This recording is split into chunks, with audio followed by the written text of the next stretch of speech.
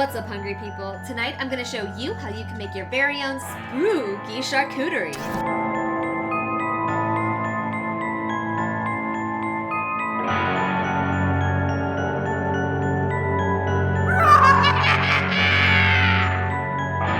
The most important part of any Halloween party is having a spooktacular spread. Because I'm not coming to your party if you don't have some good ass food, okay? Today I'm gonna be hanging out in my apparently haunted kitchen making you a charcuterie spread with several different savory options plus 2 different kinds of desserts. You are guaranteed to have the spookiest charcuterie in Halloween Town. Now let's get to cooking. So first up, we gotta make our cake balls to keep these ghosts in my house appeased. I'm just using a standard red velvet cake mix. No need to be fancy and make this thing from scratch. Ain't nobody got time for that. Seriously, we're just gonna follow along with the instructions on the box. Water, eggs, oil, whatever the box says to do, just do it. Then I'm using a hand mixer to whip mine together because efficiency. And then I'm just gonna pop this into the oven and bake it up. While the cake is baking, we're gonna get started on our cinnamon roll guts. This isn't my first time making these cinnamon roll guts. And all you need is a couple cans of cinnamon rolls. Pop that thing open and set aside the icing, and then go ahead and start arranging. Wait, what the fuck? These aren't the right kind of cinnamon rolls. They're supposed to unroll. Damn it, these won't work. Now I gotta run to the store, and it's Saturday. Ugh, who goes to the grocery store on Saturday? People who buy the wrong shit, that's who. At least I know right where to go to get cinnamon rolls at the store. Apparently, you need to avoid the brand names and go straight for the bargain brand. They got the good. So I got the rolls, just gotta get them back to the house. Safety first. Okay, so now we're back at the house. We've got the right kind of rolls. We'll go ahead and pop these things open. Basically, imagine what your small intestine looks like, and then try to replicate that, but with cinnamon rolls. You might need to use more than 1 can. Wait, what the? Well, I guess this is kind of what you can expect from a bargain brand knockoff cinnamon roll. Still tastes good though. By now that cake has finished baking, so let's just pop this right into the hot oven and cook them according to the instructions on the tube. So now that our cinnamon rolls have finished cooking and cooling, we're going to take the packets of icing that were included in our tubes and we're going to make them into a spooky blood sauce. Let's go ahead and snip these puppies open. Squeeze this into the cup. So next we're just going to take our red food gel, crack her open here, about this much, and then we're just gonna go ahead and put this in there and give it a good stir. We're gonna go ahead and just pop this into the microwave for like 15 seconds just to get this icing a little bit more viscous. So now you can see that our icing is a little bit more fluid, and this will actually also help us to stir in the rest of the dye. Kind of looking a little pink, so what I think I might do, I'm just gonna get a little bit more gel. Gotta love the red food dye. It's the scariest part of Halloween. So we're just gonna go ahead, pour this over. Ah, yeah. Spooky. And I like to gotta get it up on the edge, make it look like it's been spattered in. These are our cinnamon roll guts. Very, very spooky. At this point, that cake is probably totally cool, so we're gonna go ahead and make our spooky cake pop eyeballs. Ooh, spooky. The kitchen monsters are extra excited about this part of the recipe, it seems. I'm preemptively shredding up the cake in the pan with my hand mixer and making a goddamn mess while I'm at it, apparently. We're just gonna go ahead and call it good and transfer it to a large bowl. Then we're gonna toss in another block of cream cheese and use the mixer once again to blend it up. It kinda looks weird and crumbly right now, but if you grab some into your hand like this, you see it's pretty easy to squeeze together and roll into balls. So we're just gonna go ahead and take our balls and pop them into the fridge to let them set. After about an hour, the balls should be nice and hard. I found these cute little mini forks last winter for our engagement party and recently found them again and thought that they would be perfect for these cake pops. So we're just gonna go ahead and melt some white chocolate. Then I'm gonna put in about a tablespoon of coconut oil. This will make the chocolate adhere to the cake balls in a smoother layer. We're gonna go ahead and pop it into the microwave for about 30 to 45 seconds until the coconut oil is nice and melted and the candy melts are good and shiny. Then we're gonna add more candy melts to the cup. This will sort of be tempering our white chocolate so it has a bit of a shine to it, hopefully. Next, just stab the balls and dip them into the white chocolate candy melts. You'll wanna let the excess drip off. Give it a little shaky shake, spin it around, whatever you gotta do to get as much of the excess chocolate off. Then place the balls on a tray lined with parchment paper and pop them into the fridge to set the chocolate. So basically, this is what we've ended up with now that our eyeballs are good and set in the fridge. So what I have here is some candy eyes and then some red candy melts. And I'm actually gonna take these candy melts and pop them back into the microwave for another 30 seconds or so just to get them melted so we can adhere our eyeballs.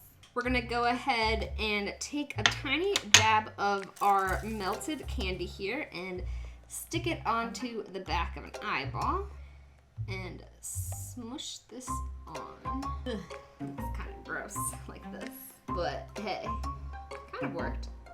Kind of looks like the guts are coming out of the eyes a little bit. We're just gonna keep sticking these eyeballs on here. There's our last one. And we're gonna go ahead and pop these back into the fridge to continue chilling until those eyeballs are nice and set.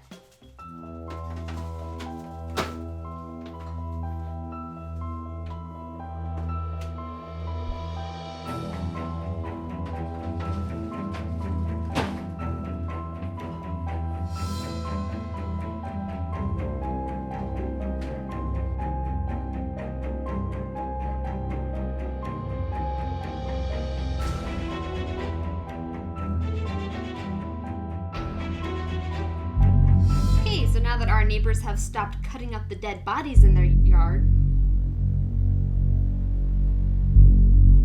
Did that just open?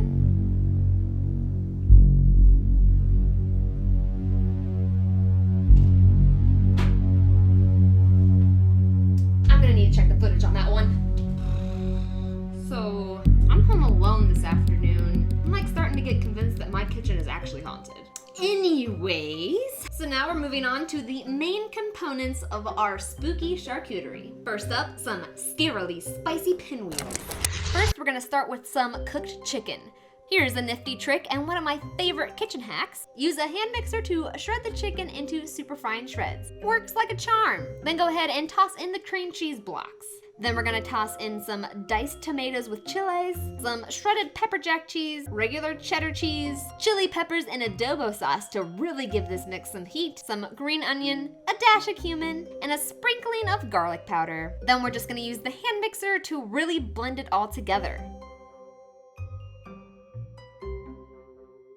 We're gonna take our chicken mix and spread it nice and thick like across some spinach wraps. I picked spinach wraps because they're green and green shit is spooky. Then just roll up the tortillas so that they are pretty tight and transfer the wraps to the fridge to chill and set. Oh, and so I ended up with all of this leftover filling, so I decided to make brains. I have this old Jell-O brain mold and some turkey in my fridge, so basically I'm just taking the thin slices of turkey and overlapping them in the mold over and over. And then I'm just gonna take this leftover filling and plop it in, and then I'm gonna slap another piece of turkey on top and wrap the edges around and in. And then I'm gonna transfer it to the fridge to finish setting. So basically this is what we've ended up with for our tortilla wrap. I honestly have no idea how this brain cheese went, so let's go ahead and demold this first. Oh, that kind of worked out. Well, you guys can see that. It definitely kind of looks like a brain from the top, that's for sure. I'm just gonna go ahead and cover it back up and pop this back into the fridge now that we know that it worked out. The next part of the spread is the chicken pinwheels, and this is one of my all-time favorite party recipes. This isn't even necessarily specific to Halloween, it's pretty much good at any party year-round. And then the easiest way that I found to make even pieces is to cut in the middle, and then cut each half in half, and then each half in half again, and that leaves you with perfectly sized pinwheels. I mean, how good do these look? Hey, they may not be very spooky, but they're definitely the perfect addition to any party spread. Oh, Now that we got our scary spicy chicken pinwheels, we're gonna pop these back into the fridge as well. So for our next spectacular component of our charcuterie board, we're going to be making more eyeballs, because apparently that's the most creative thing I can think about during Halloween. These I call devil's eyes. First, we're gonna go ahead and take our pickled peppers. These peppers I just got from our deli section at the grocery store. So what we're going to do is take a little piece of basil and we're going to just pop that there, stick our mozzarella into the center, and then we're gonna take a little knife here, cut slit down the center. Then we're going to take some capers and stuff them into the slit in the middle. And then just to hold it all together, we're going to take a toothpick and pierce it right through. Now we have devil's eyeballs. Plus, these are literally just so easy. They sort of taste just like caprese, but with peppers instead of tomatoes. So now that we have our eyes together, we'll go ahead and just set these aside for the time being, because we're almost getting to the bewitching hour where we can assemble our spooky charcuterie. So our main element of our spooky charcuterie is a severed arm.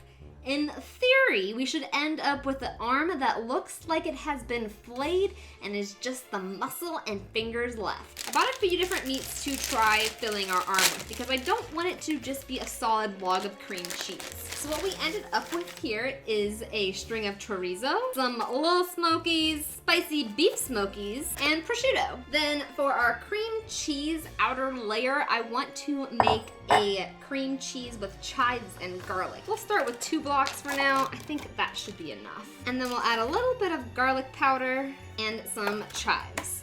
And then take our scissors and literally just cut them like this. Honestly, this is the best life hack I have ever figured out. So now we're just gonna take our wooden spoon here and just mash it all together. It literally smells so good already. Smack it onto our board here. So we're gonna go ahead and just give us about an arm's length worth of cream cheese down the middle here. Then we're going to take our chorizo. There we go. This is about the length of my forearm. And let's make this the bottom part of the arm and then have our fingers up here. So we're going to take our chunk of chorizo and just smush it into the center here. And then we'll go ahead and more or less cover it with cream cheese. We're gonna have the palm of our hand sort of up here. This doesn't really look like anything now, but trust me, I have a vision. And then just sort of massage the arm until you get it into the sort of general shape that you want. So I'm gonna take our little beef smokies and sort of make the like bones in our hand. This. And I guess it'll be our right arm, so let's use my own wrist as the template here. Just gonna try to mold this out so that we have like distinguishable fingers, and then that'll make it easier when we come back to wrap this thing in our other meats. Sort of looks like a hand. We have sausages for fingers. So I'm just gonna go ahead and pop this into the fridge, let it chill for a few hours, and then once it's after dark, we'll come back and see if we can resurrect our spooky charcuterie. So then for the next part, I've taken some of this beef jerky here and I've cut it into about the length of a finger. And then we're gonna break them, but not all the way through, just enough that they can kind of hang out on their own. We're gonna line up our fingers with the little wieners that we put on here before. And so this is just basically mapping out how our hand is gonna look. It looks kind of weird from above, but hopefully once we get the skin on it, it'll look even spookier. So for the skin, I'm going to be using this prosciutto that I bought and wrap it around these appendages, and then we're going to use it to kind of attach these outer pieces to the cream cheese here in the middle. Now it's time to go full-blown montage mode.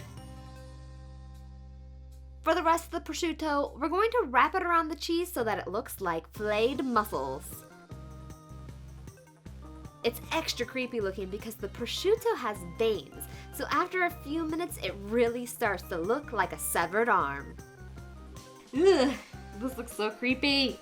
I love it. So, I mean, it's a little deformed, but if we're going with that this is like a zombie arm or something, I think we did pretty good. It's definitely perfect for a spooky charcuterie board. Yeah, look at that. I mean, I'm creeped out. It's gonna be a lot scarier to eat this once it's nighttime. And we have a couple more components of the dish that we still need to make.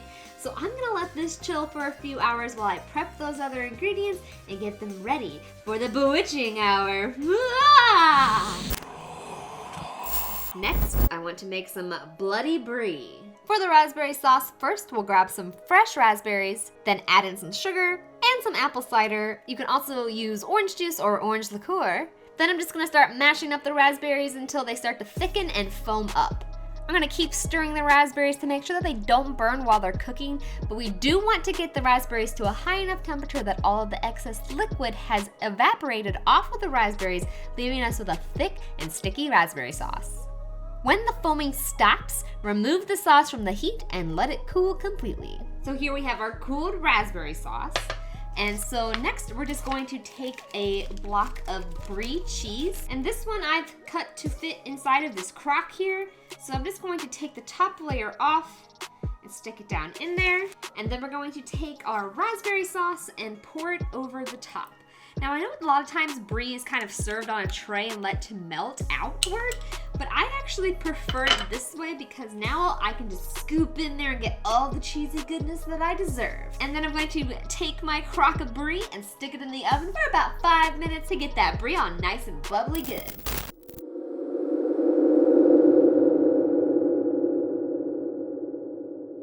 It is time for us to assemble our spooky charcuterie. But first, I must change into my Halloween costume.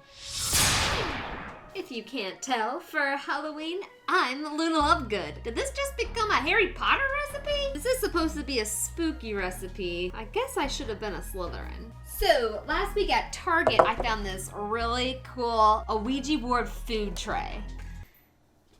Are you gonna help cook? Are you gonna help us cook today? What do we need to do next? What do we need to do? What do we need to put on our charcuterie board? Is it too spooky? So the first thing I want to put on the board is our spooky charcuterie arm. So this thing has set pretty nicely here. Let's take a little look, shall we? So we peel back our plastic here, keep our sleeves out of it. Oh my gosh, this literally looks so gross. I love it. Oh my gosh. This came out so good. Do the transfer. Oh man, this is so spooky. We can get the plastic out from underneath. Just lift it up kind of carefully. Slowly pull it out from underneath each of the fingers. This feels so gross. Oh yeah, there we go. And then I kind of like the look of the fingers going over the edges here. What do you think? I think it looks creepy. I love it. So let's go ahead and put this spooky arm on our Ouija food board here, right in the middle of the tray. And then I'm a big fan of wheat thins. Wheat thins, wheat thins, wheat thins. No, you can't have any. And then I also got this box of trio-shaped cookies. I don't know, I thought the ones kind of looked like bones. So we'll just add a few onto our board here. Next, we're gonna take our bloody crock of Brie and stick it on our board. So I'm gonna keep it on this really cool pot holder that Lisa sent me and just keep it right here on the board. And adds a nice little fabricy flair. Now, no charcuterie board is complete without some fruits and vegetables. I love all the colors that fruit adds to charcuterie boards. I love using things like blood oranges and dark fruits like these black grapes and figs to really set the mood of the whole charcuterie board. The best charcuterie boards offer a lot more than just your standard meat and cheese tray. So having the perfect spread is the best way to have happy guests at your next Halloween party. So I want to try to fit our brain cheese onto the board somehow, but I've already started filling in the gaps. So I think what I'm going to do is just kind of move our arm over a little bit, squeeze it in right here, and like we'll put the fingers on it and everything. Oh yeah. So I got this thing called a horned fruit at the grocery store. I love finding these whenever I go to the grocery store, especially because of how cool they look on the inside. They are literally the perfect Halloween fruit. You ready? Woo! And it's not that hard to eat. I'm just gonna take my knife and cut down the middle here. And basically you'll be able to scoop this out by the spoonfuls. You do eat it, seeds and all. Kind of looks like I'm adding like some kind of aliens to the board now. And then I want to fill in the rest of our space with our devil eyes. So in addition to our spooky charcuterie, we also have our scary spicy chicken pinwheels. Try saying that 10 times fast. Scary spicy. Now we have our scary spicy chicken pinwheels, our cinnamon roll guts, and our impaled eyeballs.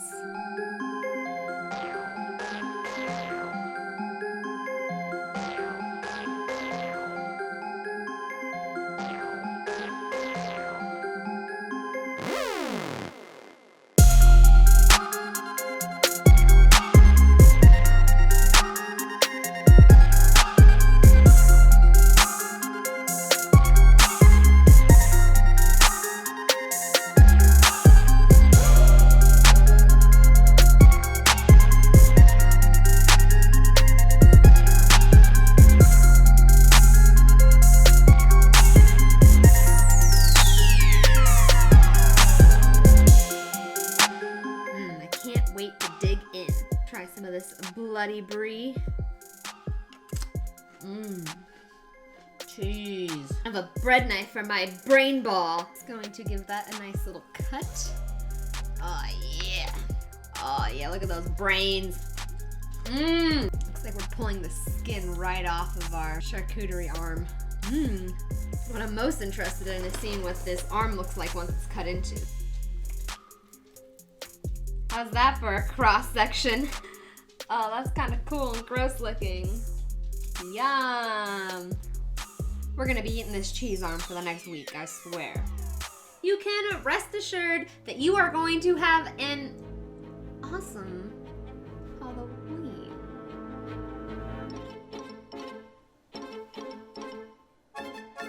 Did those open by themselves?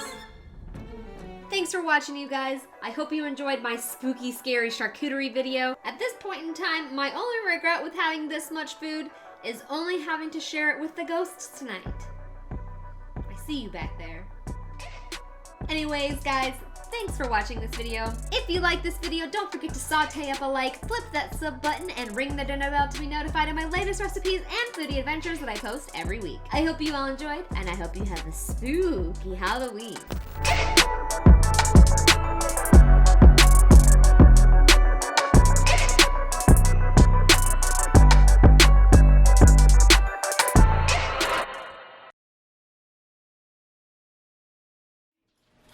Come on.